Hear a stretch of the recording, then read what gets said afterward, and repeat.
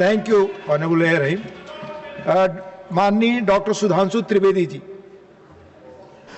माननीय सभापति महोदय, हम सभी जानते हैं कि हमारे देश का नाम भारत है। ये दो शब्दों से मिलकर बना है, भा अर्थात ज्ञान का प्रकाश और रत अर्थात लगा हुआ।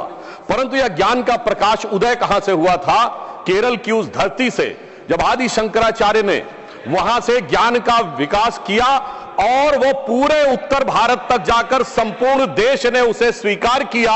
और मैं कह सकता हूं कि भारत के इतिहास में यदि अगर कोई एक विजय रही है जिसे धर्म विजय कहा जाता है, तो वो केरलम की धरती से आदि शंकराचार्य जी ने जाकर संपूर्ण उत्तर भारत में उसे स्वीकार किया। There was no victory from north to south, there was only dharma vijay from south to north.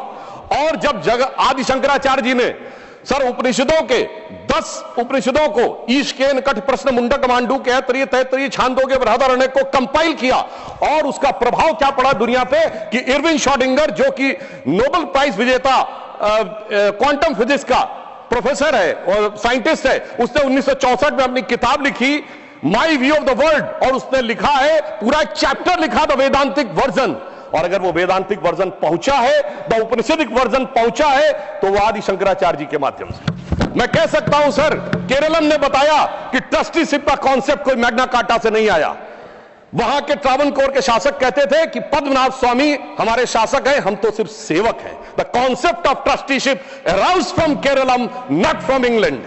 दूसरी बात मैं बताना चाहता हूं महोदय, केरलम के अंदर वो ज्ञान का प्रतीक था जिसका उल्लेख अभी आदरणीय तरुण चुग जी ने किया, डिफरेंशियल कैलकुलस और इंटीग्रल कैलकुलस, जिसका क्रेडिट न्यूटन को दिया जाता है। मैनचेस्टर यूनिवर्सिटी ने 2007 में माना कि 250 साल पहले केरल स्कूल ऑफ मैथमेटिक्स में वो पूरी चीजें स्थापित थी, माधव की सारणी स्थापित थी। मगर अफसोस सभापति महोदय, उसका 2007 में मैनचेस्टर यूनिवर्सिटी ने कह दिया, मगर वो दुनिया के सामने हमने स्वीकार करना 2014 के बाद शुरू किया।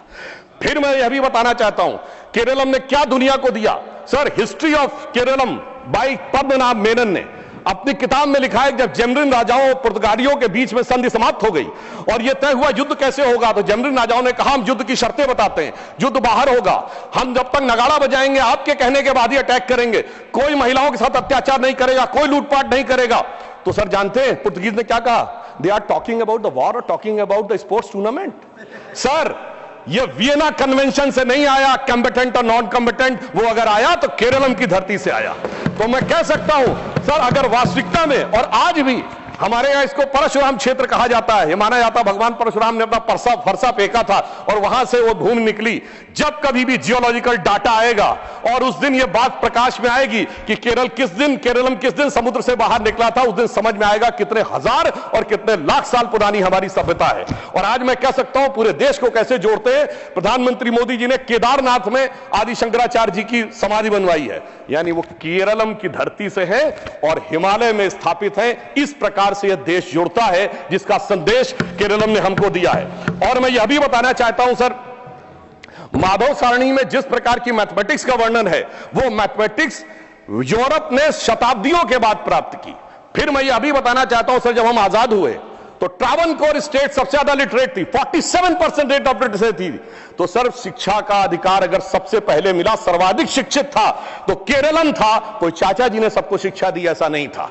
यह भी मैं बताना चाहता हूं सर, मगर केरलम के साथ सर कुछ दुखद अध्याय भी जुड़े हुए हैं जो मैं बताना चाहता हूं। कभी कभी ऐसी भी परिस्थितियां आती थी कि जहां पर बड़ी चुनौतियां आई हैं। भारत के इतिहास में संभवतः लोगों को नहीं ध्यान होगा, 16 मार्च 2006 को केरलम की असेंबली में एक प्रस्ताव पारित होता है कि 1998 के कोयंबटूर ब्लास्ट के मुख्य आरोपी अब्दुल नसीर मदनी, जो कि तमिलनाडु की जेल में है, उसको छोड़ दिया जाए। सर, 140 के 140 विधायक, ऑल कम्युनिस्ट, ऑल कांग्रेस, सबने मिलकर समर्थन किया। मुझे लगता है कि कॉन्स्टिट्यूशनल मशीनरी का टेररिज्म के आरोपी के पक्ष में यह प्रयोग करने का बहुत दुखद उदाहरण था। और फिर मैं कोट कर रहा हूं सर, अभी इन्होंने बहुत कुछ बोला। वीएस अच्युतानंदन जी ने, जो केरल के सीएम रहे, 2010 में कहा था कि डेमोग्राफिक चेंज इतना खतरनाक है कि केरल में बिकम ए मुस्लिम स्टेट। और सर इस समय मुस्लिम लीग के 4 मिनिस्टर हैं केरलम में, और ये वही मुस्लिम लीग है सर। हम कह रहे हैं केरलम का ये अपमान है, ये वही मुस्लिम लीग है जो जिन्ना के द्वारा स्थापित हुई। आज की इंडियन यूनियन मुस्लिम लीग के संस्थापक पीके पोकर साहब बहादुर और मोहम्मद इस्माइल जिन्ना की मुस्लिम लीग के मद्रास प्रेसिडेंसी के लीडर थे। इसलिए मैं सर अंत में ये कहना चाहता हूं, प्रधानमंत्री जी ने जिसका उल्लेख अभी हमारे तरुण चुग जी ने किया, इसी 11 मार्च को केरल में इंफ्रास्ट्रक्चर के लिए 11,000 करोड़ रुपए दिए। और अंत में मैं कहना चाहूंगा सर, केरल स्टोरी बहुत शानदार है। केरल की legacy, Keralam legacy is very great. Kerala story में कुछ डार्क चैप्टर है, but they do not want to hear about the real part of the Kerala story. तो सर मैं इसलिए कहना चाहता हूं कि सर मैं अंत में ये कहना चाहता हूं कि केरलम के इस महान विचार के अनुरूप प्रधानमंत्री जी ने जो इसका नाम रखा है, यह स्वतंत्रता में स्व के भाव की अभिव्यक्ति है। अतः मैं एक पंक्ति कहकर अपना बात समाप्त करता हूं। सर केरलम के युवकों जागो, पुनः नया युग आया है, भारत की शक्ति देगी है, मोदी ने बीड़ा उठाया है। Appeal to all the members, please